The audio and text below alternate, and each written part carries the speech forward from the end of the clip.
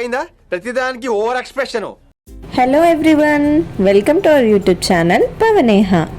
ఈరోజు ఈ వ్లాగ్లో స్పెషల్ ఏంటి అంటే Punjabi style rajma curry with puri. నేను చేసే ప్రాసెస్లో రాజ్మా కర్రీ తింటే ఖచ్చితంగా ఇంకోసారి వదిలిపెట్టరు, అంత బాగుంటుంది కర్రీ. దానికోసం మనం రాజ్మాని నీట్గా కడుక్కొని ఓవర్ నైట్ సోక్ చేసుకోవాలి. నేను ఇక్కడ 250 గ్రామ్స్ ఆఫ్ రాజ్మాని సోక్ చేసుకుంటున్నాను. ఈ క్వాంటిటీకి స్పైసెస్ లెవెల్స్ ఎంత వేసుకోవాలో నేను ఈ వీడియోలో చెప్తాను. కర్రీ కోసం ఆనియన్స్ని ఇలా కోర్స్గా గ్రైండ్ చేసుకోవాలి. దాని తర్వాత ఒక ప్యాన్ పెట్టుకొని అందులో ఆయిల్ అండ్ సరిపడా నెయ్యి వేసుకోవాలి. అందులోనే ఒక దాల్చిన చెక్క, 2 లవంగాలు అండ్ 2 యాలకులు వేసుకోవాలి. కొంచెం జీలకర్ర అండ్ ఒక పచ్చిమిర్చి సన్నగా కట్ చేసుకొని వేసుకోవాలి.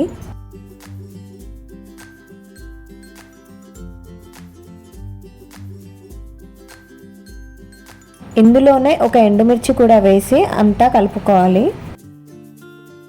తర్వాత మనం ముందుగా గ్రైండ్ చేసి పెట్టుకున్న ఆనియన్ పేస్ట్ ఉంది కదా, అది కూడా ఇందులో వేసేయాలి. ఈ కర్రీకి ఆనియన్ క్వాంటిటీ కొంచెం ఎక్కువ ఉంటేనే బాగుంటుంది. ఆనియన్ కొంచెం పచ్చివాసన పోయేంత వరకు కలుపుకుంటూనే ఉండాలి. మనం ఇది మిక్సీ పట్టాం కాబట్టి ఇది మగ్గడానికి కొంచెం టైం పడుతుంది.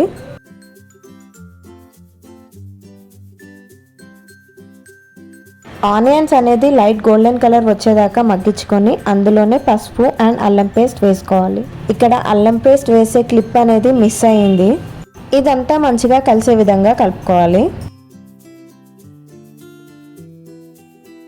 నెక్స్ట్ ఇందులోనే 1.5 టేబుల్ స్పూన్ ఆఫ్ కారం వేసుకోవాలి.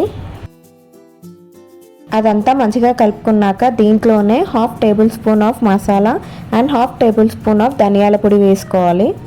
తర్వాత 1 టేబుల్ స్పూన్ ఆఫ్ సాల్ట్ వేసుకోవాలి. ఇదంతా కూడా మంచిగా కలుపుకోవాలి. ఈ రాజ్మా కర్రీకి మెయిన్గా గ్రేవీ కోసం కావాల్సింది టమాటో ప్యూరీ. దానికోసం నేను ఒక 4 to 5 టమాటోస్ తీసుకున్నాను. నెక్స్ట్ ఈ టమాటో ప్యూరీ కూడా ఇందులో వేసుకోవాలి. మీకు కావాలంటే టమాటోలతో పాటు ఒక 4 to 5 జీడిపప్పులు వేసి కూడా మిక్సీ పట్టుకోవచ్చు.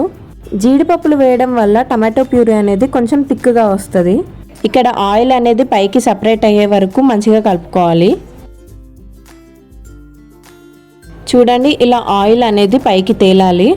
టమాటో ప్యూరీ అనేది ఇలా దగ్గరకు వచ్చే వరకు కలబెట్టుకుంటూ ఉండాలి.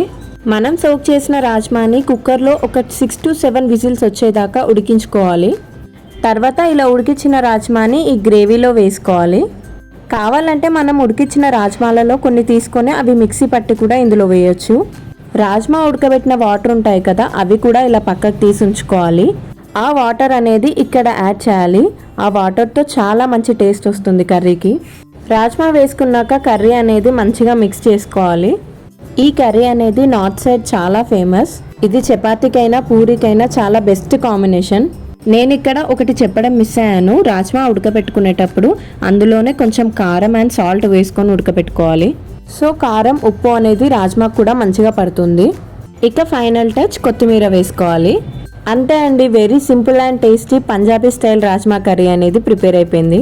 రాజ్మా తోటి హెల్త్ బెనిఫిట్స్ చాలా ఉంటాయి. ఇందులో ఫైబర్ క్వాంటిటీ ఎక్కువగా ఉంటుంది. మేము దీనికి కాంబినేషన్గా పూరి చేసుకుంటున్నాం. ఆ రోజు మా రాజు ఇంటికి వచ్చాడు. రాజు అంటే మా హస్బెండ్ వాళ్ళ బ్రదర్. తను వచ్చాడు, అందుకే ఈ స్పెషల్స్ అన్నీ. ఇక్కడ నేను మా అత్తయ్య ఇద్దరం కలిసి పూరీలు చేసుకుంటున్నాం. నిజం చెప్తున్నా, కర్రీ అయితే చాలా బాగా వచ్చింది టేస్ట్. మీరు కూడా ట్రై చేసి ఎలా వచ్చిందో నాకు కింద కమెంట్స్లో చెప్పండి. పాపం ఇక్కడ మా రాజు వేడివేడి పూరి పట్టుకొని చేయి కాల్చుకున్నాడు. రాజు కేరళలో ఉంటాడు. ఎప్పుడో ఒకసారి 4 monthsకి అలా వస్తాడు. సో తను వచ్చిన ప్రతిసారి మా ఇంట్లో చాలా స్పెషల్స్ ఉంటాయి.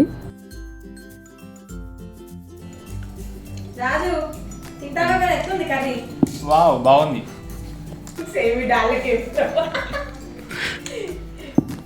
హాట్ అయినా స్వీట్ ఏం లేదా అని మా రాజు అడిగాడు. సో తన కోసం మా పవన్ అండ్ మా అత్తయ్య చేస్తున్నారు స్వీట్. మేమిక్కడ చేసేది నాటు స్వీట్. మేమైతే నాటు స్వీట్ అని అంటాం, దాన్ని మరి ఏమంటారో నాకు తెలీదు. దానికోసం ఒక కడాయి తీసుకొని కొంచెం నెయ్యి వేసుకొని జీడిపప్పులు లైట్ గోల్డెన్ కలర్ వచ్చేదాకా వేయించుకొని తీసేసుకోవాలి. దాంట్లోనే నాటు కూడా వేసుకొని వేయించుకోవాలి. నాటు అనేది కొంచెం కలర్ చేంజ్ అయ్యాక వేయించుకుంటే చాలు. తర్వాత ఒక గిన్నెలో మన క్వాంటిటీకి తగ్గట్టు వాటర్ తీసుకొని వేడి చేసుకోవాలి. వాటర్ మంచిగా వేడయ్యాక ఈ నాటు రవ్వ తీసుకొని అందులో వేయాలి. నాటు రవ్వ అనే పేరు అందరికీ తెలుసో లేదో నాకు తెలీదు. దీన్నే దొడ్డు రవ్వ అని కూడా అంటారు. ఈ నాటు రవ్వ ఉడకడానికి కొంచెం టైం పడుతుంది. ఇలా రవ్వ అంతా దగ్గర పడ్డాక ఇందులో సరిపడా పాలు పోసుకోవాలి.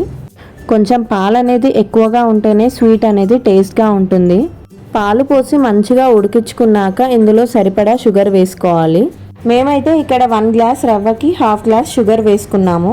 షుగర్ అనేది మంచిగా కరిగే వరకు కలబెట్టుకోవాలి. తర్వాత మనం ముందుగా వేయించుకున్న జీడిపప్పులు వేసి దానిపైన కొంచెం నెయ్యి వేసి కలబెట్టేసుకోవాలి. లాస్ట్లో కొంచెం ఇలాచీ పౌడర్ వేసుకుంటే వెరీ టేస్టీ నాటు రవ్వ స్వీట్ అనేది రెడీ అయిపోయింది. That's it guys. మా వ్లాగ్ కనుక మీకు నచ్చినట్టయితే కింద కమెంట్ చేయండి. And please don't forget to like, share and subscribe to Pavaneha channel. Bye bye అందరికీ.